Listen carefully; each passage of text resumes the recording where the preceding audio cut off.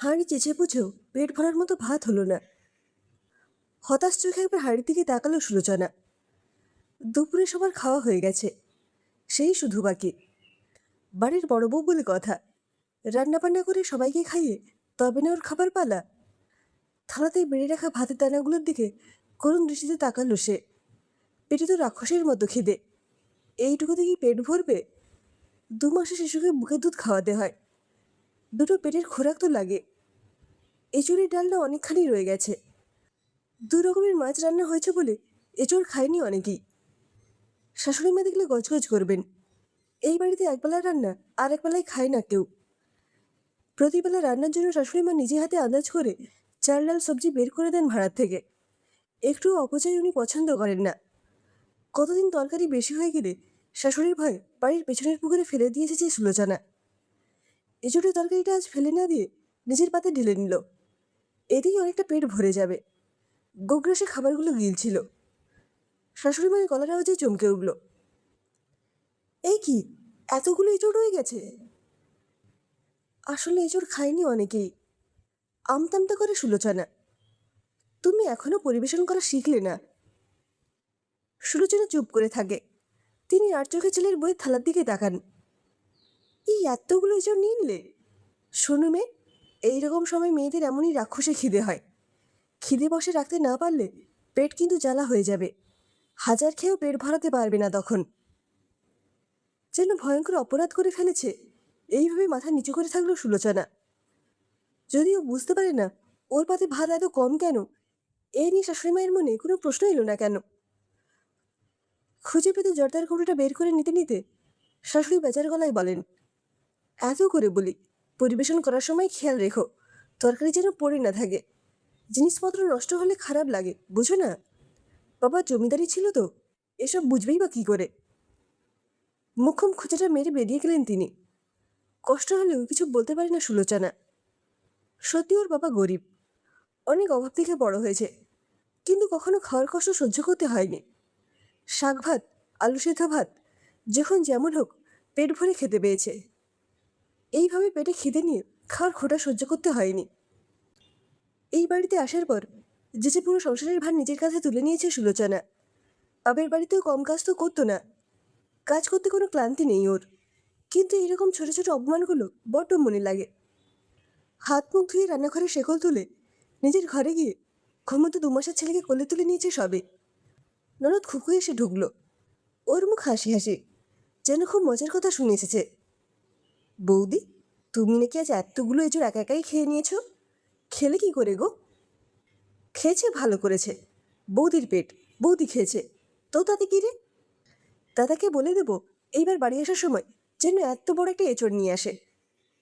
পেছন থেকে ছোট দেওয়ার ফুট কাটে। সম্মিলিত হাসির ঝড় বয়ে যায়। লজ্জায় মাটিতে মিশে যেতে ইচ্ছে হয় সুলোচনার। ওদের একবারও মনে হলো না এতগুলো তরকারি ও একা একা খেলো কেন। ওদের বুঝিয়েও লাভ নেই, কিছুই বুঝবে না। মাঝখান থেকে সুলোচনা আবার হাসির পাত্রী হবে। ওরা তো দূর, স্বামী কি কিছু বোঝে? বাড়িতে আসে যখন কিছু বলতে গেলেও বুঝতে চায় না, উল্টে সুলোচনাকেই বোঝায়। তোমার ভুল হচ্ছে গো, আমার মা মোটেই অমন নন। একটু মানিয়ে গুছিয়ে চললেই দেখবে সব ঠিক আছে। আর কিছু বলার ইচ্ছে থাকে না তখন, বড্ড অভিমান হয়। স্বামীর কেন বিষিয়ে তুলতেও রুচি হয় না। ভাবে একটু সহ্য করে নিলেই তো হয়। মেয়েদের জন্মই হয়েছে সহ্য করার জন্য। ঘরে বসে ছেলেকে বুকে দুধ খাওয়াতে খাওয়াতে মুড়ি ভাজা সুগন্ধে প্রাণ আনচান করছিল সুলোচনার। শাশুড়ি মা মুড়ি ভাজছেন, ক্ষেতের ধানের মুড়ি। বড্ড খেতে ইচ্ছে করছে এক মুঠো। ননদ দেওরা রান্নাঘরে ভিড় জমিয়েছে। গরম গরম সদ্য ভাজা মুড়ি মাখা হচ্ছে ক্ষেতের কচি শশা দিয়ে। সঙ্গে পেঁয়াজ কাঁচা লঙ্কাও আছে। জিভে জল এসে যায় সুলোচনার। ছেলের জন্মের পর থেকে পেটে যেন সবসময় খেতে লেগেই থাকে, কিন্তু এখন তো খেতে পারবে না। শাশুড়ি মা বলেন, বাড়ির বউদের যখন তখন খেতে নেই, তিনি নিজেও খাবেন না। কাল সকালের আগে ওই মুড়ি সুলোচনার ভাগ্যে নেই। বাড়ির বউ হলেই কি খাওয়ার ইচ্ছে উবে যায়? রাতে রান্না করার সময় চুপি চুপি আবার মুড়ির টিনটা খুলে দেখল। সাদা সাদা ফুলকো ফুলকো মুড়ি, কি সুন্দর দেখতে। নতুন ভাজা মুড়ির কি সুবাস। এক মুঠো মুখে পুরে দেওয়ার লোভ কোনো মতে সামলে নেয় সে। রাতে সবার খাওয়া হয়ে যেতে রান্নাঘরের কাজ সেরে বেরিয়ে যাওয়ার সময় হঠাৎ ওর মনে হলো অল্প একটু মুড়ি লুকিয়ে ঘরে নিয়ে যাবে। লোভ সামান্য বেজায় দেয়। সাবধানে চারপাশে তাকিয়ে মুড়ির টিনটা খুলে বেতের ছোট ধামাতে কিছু মুড়ি ভরে নিল। শাড়ির আঁচলের তলায় ওটা লুকিয়ে ঘুরে দাঁড়াতে গিয়ে চমকে উঠল। ননদ খুকু ঢুকছে রান্নাঘরে। বৌদি, মা বলল দুধটা আবার একবার জাল দিয়ে দিতে। আচ্ছা। মাথা হেলায় সুলোচনা। ওর বুক ধরাস ধরাস করছে। চলে যেতে গিয়েও ঘুরে তাকালো খুকু। তোমার আঁচলের নিচে কি লুকিয়েছ? কিছু না তো। সুলোচনার মুখ সাদা। কিছু না? স্পষ্ট দেখা যাচ্ছে কিছু একটা লুকিয়ে রেখেছ। না না, কিছু না। খুকু এগিয়ে এসে জোর করে শাড়ির আঁচল সরিয়ে থামা ভরা মুড়ি আবিষ্কার করে ফেলল। কিছুক্ষণ হাঁ করে রইল সে। তারপর শুরু হলো হাসি। মা, দেখে যাও তোমার ছেলের বউয়ের কাণ্ড। চুরি করে মুড়ি খাচ্ছেন তিনি। হাসতে হাসতে গড়িয়েই পড়ে খুকু। পারিশুদ্ধ সবাই এসে জড়ো হলো রান্নাঘরে। চলল হাসাহাসির ধুম। শুধু শ্বশুরমশাই বললেন, তখন সবাই মিলে মুড়ি মেখে খেলাম, ওকেও তো একটু দিতে পারতে। ভর সন্ধেবেলায় ও কেন খাবে? আমি খেয়েছি নাকি? শাশুড়ি ফুঁসে উঠলেন, আহা, ও তো একটা বাচ্চা মেয়ে, খেতে ইচ্ছে করবে না? বাড়ির বইয়েরা তো লোভ কিসের? শ্বশুরমশাই চুপ করে গেলেন। সুলোচনা লজ্জায় মাথা তুলতে পারছিল না। কেন যে এমন বোকার মতো কাজ করলো? লোভটা কি সামনে রাখা যেত না একটু? দিন সাতেক পরে এক বিকেলবেলা অজয় এসে হাজির। সবার জন্য কিছু না কিছু নিয়ে এসেছে। ওকে ঘিরে কলরব করছে সবাই। সুলোচনা দূর থেকে দেখছিল মানুষটাকে। বুকের মধ্যে তখন চলছে লাবডুব লাবডুব। কতক্ষণই কাছে পাবে ওকে। সন্ধে গড়ানোর পর ঘরে ঢুকলো অজয়।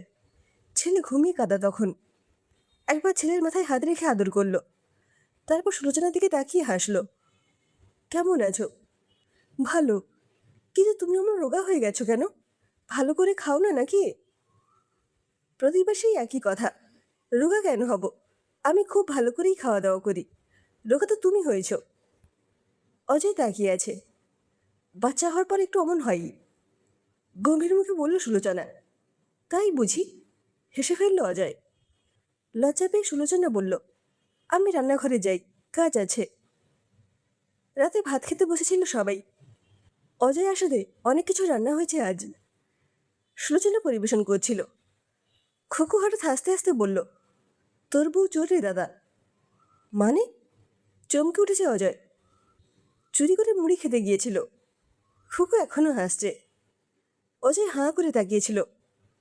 পুরো ব্যাপারটা বেশ মজা করে করে বলা হলো ওকে। সুলোচনার মুখ কালো হয়েছিল। সবটা শুনে অজয় কিন্তু হাসল না, গম্ভীর হয়ে গেল। মায়ের দিকে তাকিয়ে বলল, ওকে চুরি করে খেতে হলো কেন মা? শাশুড়ি চট করে জবাব দিতে পারলেন না। বাকিরাও চুপ হয়ে গেছে। অজয় আর একটাও কথা না বলে চুপচাপ খেয়ে উঠে গেল। সবার মুখে একটা অস্বস্তির ছাপ। রাতে নিজের ঘরে বন্ধ দরজার ভেতরে অজয় বউকে বলল, তুমি কি নিজের ইচ্ছে মতো খেতে পাও না? সুলোচনা কেঁদে ফেলল হু হু করে। অজয় সেদিকে তাকিয়ে আরও গম্ভীর হয়ে গেল। কিছুদিন বাড়িতে কাটিয়ে ফিরে যাওয়ার সময় মাকে বলল, 2-3 মাস পর আমি সে সুলোচনাকে নিয়ে যাব। চমকে উঠলেন অজয়ের মা।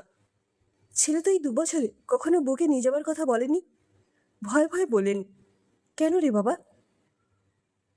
আমার ওখানে একা একা থাকতে কষ্ট হচ্ছে মা। চুপ করে রইলেন তিনি। ছেলে হঠাৎ কেন এই কথা বলছে কিছুটা আঁচ করতে পারছেন, কিন্তু কিছু বলার সাহস নেই। ছেলেও যে এ ব্যাপারে কিছু বলবে না জানেন। বড্ড চাপা তার বড় ছেলে। সুলোচনা যেন আচ্ছন্ন হয়েছিল একটা ঘরে। সত্যি কি অজয় ওকে নিয়ে যাবে? স্বামীর উপর বড্ড অভিমান ছিল ওর।